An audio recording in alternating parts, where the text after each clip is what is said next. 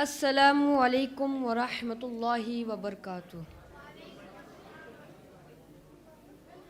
الحمد للہ رب العالمین والعاقبۃ للمتقین والصلاة والسلام علی سید الانبیاء والمرسلین وعلی آلہ واصحابہ الطیبین الطاہرین، اما بعد فاعوذ باللہ من الشیطان الرجیم، بسم اللہ الرحمن الرحیم۔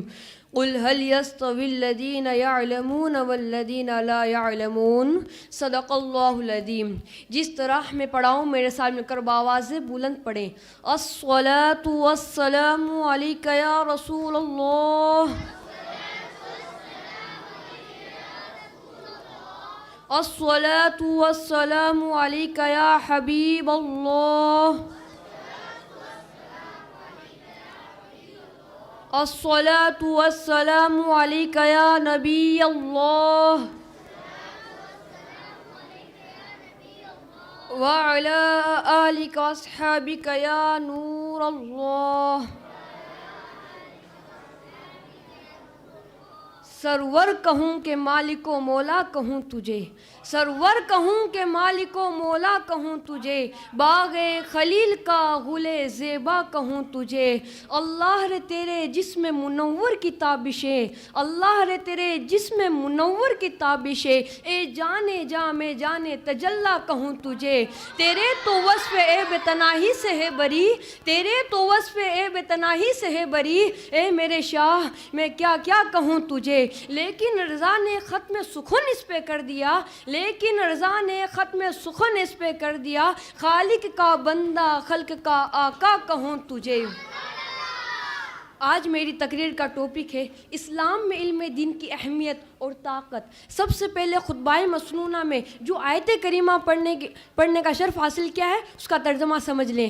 اللہ پاک اپنی کتاب قرآن شریف میں ارشاد فرماتا ہے، اے محبوب آپ فرما دیجئے کیا علم والے اور بے علم والے برابر ہو سکتے ہیں؟ نہیں، ہرگز نہیں، اس لیے کہ علم روشنی ہے اور جہالت تاریکی ہے، روشنی اور تاریکی برابر نہیں ہو سکتے، اندھیرا اور اجالا برابر نہیں ہو سکتا۔ علم وہ دولت ہے جس کو کوئی چرا نہیں سکتا، علم وہ سرمایہ ہے جس کو جتنا خرچ کیا جائے اتنا ہی بڑھتا ہے، علم ہی کے ذریعے انسان اپنے آپ کو پہچانتا ہے۔ پیارے آقا صلی اللہ تعالی علیہ وآلہ وسلم نے ارشاد فرمایا، طلب العلم فریضۃ علی کل مسلم و مسلمہ، علم دین حاصل کرنا ہر مسلمان مرد عورت پہ فرض ہے۔ اس حدیث سے معلوم ہوا علم دین ہر مسلمان مرد عورت کو حاصل کرنا چاہیے تاکہ صحیح طور پہ زندگی گزار سکے۔ اگر کوئی مرد علم دین حاصل کرے گا تو اپنی اولاد کی اچھی پرورش کر سکے گا، پڑوسیوں کے حقوق کو سمجھے گا۔ میرے آقا صلی اللہ تعالی علیہ وسلم نے ارشاد فرمایا، جو شخص علم حاصل کرنے کے لیے نکلا وہ اللہ کے راستے میں ہے جب تک کہ گھر واپس نہ جائے،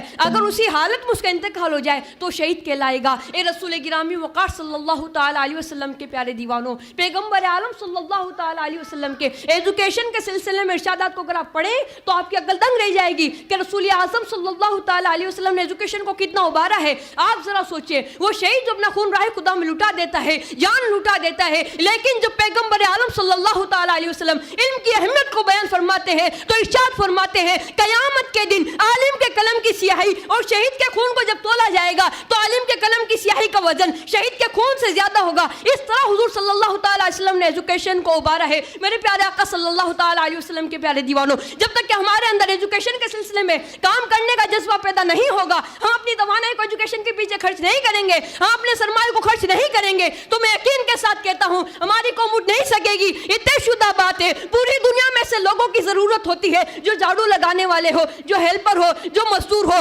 دنیا اس وقت یہی چاہ رہی ہے مسلمانوں کو اسی کیٹیگری میں رکھا جائے، مسلمانوں کو رسومات قاضی بنایا جا رہا ہے۔ اس سے نکلو۔ اللہ عز و جل اقتدار، اللہ عز و جل امامت اسی کو عطا کرتا ہے جس کے پاس قلم ہو، جس کے پاس علم ہو، جس کے پاس صلاحیت ہو۔ میرے پیارے آقا صلی اللہ تعالی علیہ وسلم کے پیارے دیوانوں، جب تک کہ ہمارے اندر ایجوکیشن کے سلسلے میں کام کرنے کا جذبہ پیدا نہیں ہوگا، پیارے آقا صلی اللہ تعالیٰ علیہ وسلم کے پیارے دیوانوں، ہم چاہتے ہیں کہ اسلام زندہ رہے، کہ اسلام رسومات سے زندہ رہے گا، تو پیغمبر عالم صلی اللہ تعالیٰ علیہ وسلم نے ارشاد فرمایا العلم حیات الاسلام، علم اسلام کی زندگی ہے۔ دنیا اگر اس وقت مسلمانوں کو جاہل رکھنے کا پروگرام بنا رہی ہے، پیچھے رکھنے کی کوشش کر رہی ہے، وجہ یہ نہیں ہے کہ اسلام زندہ نہیں ہے۔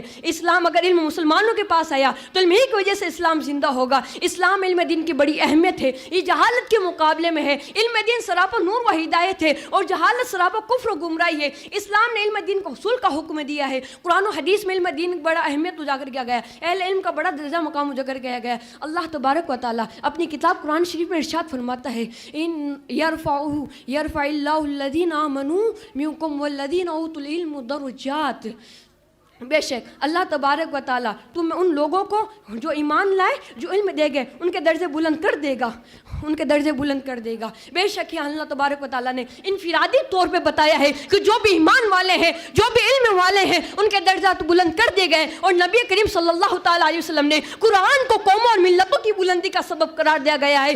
ان اللہ یرفع بہذا الکتاب اقواما ویدعوہ بہ آخرین۔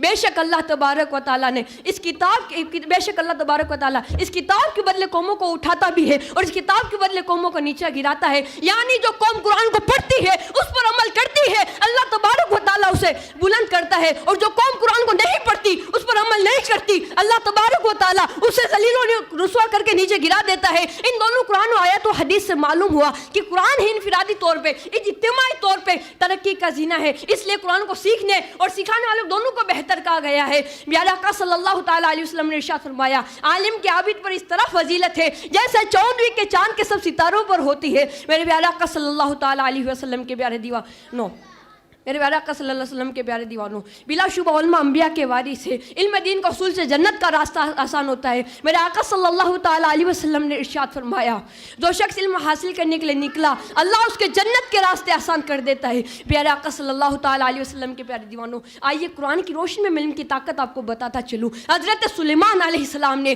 تخت بلقیس لانے کے لیے فرمایا کہ کون ہے جو تخت بلقیس جلدی سے میرے پاس لے کے آ جائے، تو قرآن کہتا ہے قال عفریت من الجن انا اتیکو بقبل من مقامک۔